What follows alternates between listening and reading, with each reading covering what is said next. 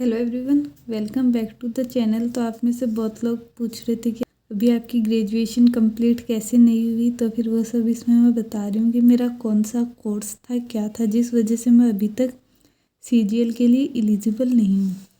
तो फिर मैंने जो कोर्स किया है वो है बीएससी बीएड का इंटीग्रेटेड कोर्स होता है 4 ईयर का।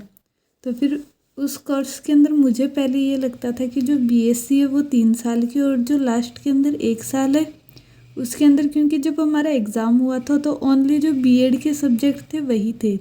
तो मुझे ये लगता था कि जो सिर्फ 3 साल है पहले के वो बीएससी के हो गए और फिर 1 साल बीएड का हो गया। लेकिन मैं अभी जब 2-3 महीने पहले एक तो एसबीआई क्लर्क का फॉर्म भरवाने गई थी और एक आईबीपीएस क्लर्क का, तो फिर जो ई मित्र वाला था उसने मेरा एसबीआई क्लर्क का फॉर्म तो भर दिया, क्योंकि उसके अंदर तो ये था कि जो ग्रेजुएशन है उसमें आप अपीयरिंग होनी चाहिए। लेकिन आईबीपीएस क्लर्क का था जिसके अंदर ये था कि आपकी ग्रेजुएशन कंप्लीट होनी चाहिए।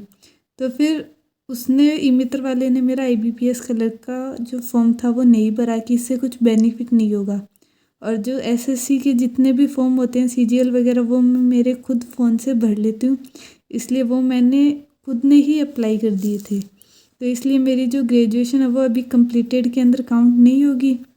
फिर जब मैंने उस टाइम फॉर्म फिल किया था तो मैंने क्या किया कि जो तीनों ईयर है उनके अंदर जो पीसीएम सब्जेक्ट है सिर्फ उनका टोटल किया और उससे परसेंटेज निकाल दिया। तो फॉर्म के अंदर मैंने कुछ 75 अप्रोक्स परसेंट लिखे रखे हैं, मतलब जब मैंने फिल किया था उस टाइम मांगा था।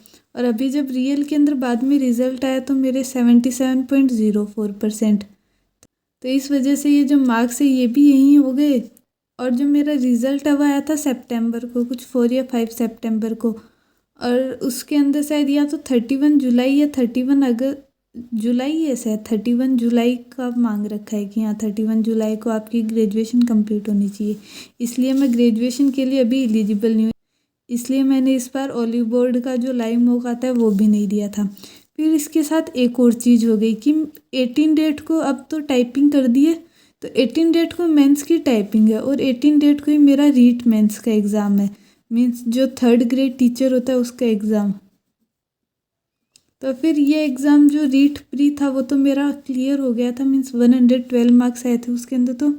लेकिन अभी रीट मेंस का एग्ज़ाम है तो वो भी सेम साइंस और मैथ का 18 जनवरी को ही है। तो फिर अभी सब बोल रहे हैं कि इसके अंदर तो कम से कम एलिजिबल तो है, तो फिर ये वाला एग्ज़ाम दे लेना। तो मैं भी अभी सोच रही हूँ कि रीट मेंस का ही एग्ज़ाम देते हैं, क्योंकि सीजीएल के अंदर अगर मैं एलिजिबल भी नहीं हूँ तो उसके अंदर आगे अगर अच्छे मार्क्स आ गए फिर नहीं हुआ तो वो और ज़्यादा दुख ही देगा। इसलिए मैंने अभी सोच रखा है कि अभी 15-20 दिन है एग्ज़ाम के अंदर, तो आराम से रीट मेंस का थोड़ा सा राजस्थान जीके वगैरह पढ़ के फिर रीट मेंस का एग्ज़ाम दूंगी।